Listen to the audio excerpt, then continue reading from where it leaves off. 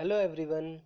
मैं एक बार फिर हाजिर हूँ अकबर बीरबल की एक नई कहानी के साथ, जिसका शीर्षक है दूज का चांद।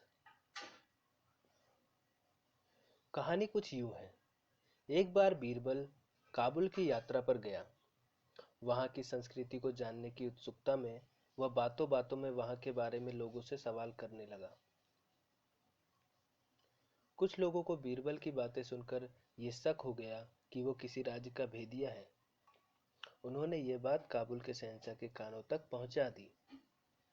काबुल के शहंशाह ने बिना देर किए बीरबल को गिरफ्तार करने सैनिकों की टुकड़ी भेज दी।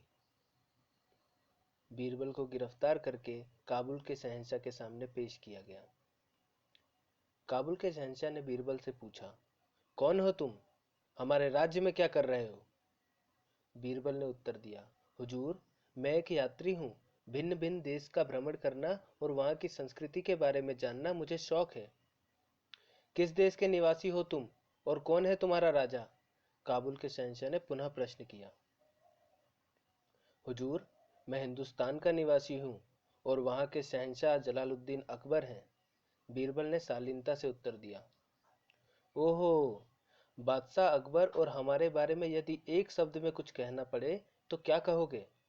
हुजूर, आप पूर्णिमा के चांद हैं और वो दूज के।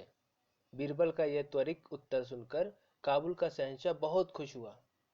उसने बीरबल को छोड़ दिया और कई हीरे जवाहरात के साथ विदा किया। जब बीरबल वापस लौटकर अपने घर आया तो काबुल का हाल घर वालों को बताया। उसने काबुल के शहंशाह से हुई बातचीत के बारे में भी घर वालों को बताया। एक मुंह से दो मुंह, और इस तरह बात फैलते फैलते अकबर के दरबारियों के कानों में पहुंच गई और ईर्ष्या करने वाले कुछ दरबारियों ने अकबर के कान भर दिए। जब अकबर को मालूम पड़ा कि बीरबल ने काबुल जाकर उन्हें काबुल के शहंशाह के सामने दूज के चांद की संज्ञा दी है और काबुल के शहंशाह को पूर्णिमा के चांद की, तो वह बहुत नाराज हुए। अगले दिन जब दरबार लगा तो उन्होंने बीरबल पर व्यंग बाण छोड़ते हुए कहा, क्यों बीरबल, काबुल जाकर तुम तो काबुल के हो गए। वहां का शहंशाह तुम्हें पूर्णिमा का चांद लगता है और हम दूज के। तो फिर तुम हमारे दरबार में क्या कर रहे हो? जिसकी बड़ाई करते हो उसी के दरबार में जाओ।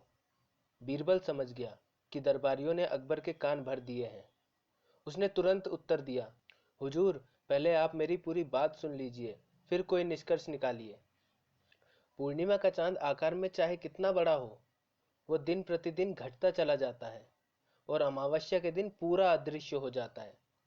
लेकिन दूज का चांद प्रतिदिन बढ़ता जाता है। पूर्णिमा का चांद एक दिन चमकता है और दूज का चांद पूरे पखवाड़े। अब बताइए, बढ़ाई किसकी हुई? मैंने तो यही कहा कि दिन प्रतिदिन आपका पराक्रम, साम्राज्य और यश बढ़ता रहे। बीरबल की बात सुनकर अकबर की नाराजगी खत्म हो गई और उन्होंने बीरबल को कई वस्त्र, आभूषण उपहार में दिए। इधर ईर्ष्या करने वाले दरबारी अपना सा मुंह लेकर रह गए। ये थी हमारी आज की कहानी। आशा करता हूँ कि आप सभी को कहानी अच्छी लगी होगी। Please like, share, subscribe the channel and please hit the bell icon. Thank you.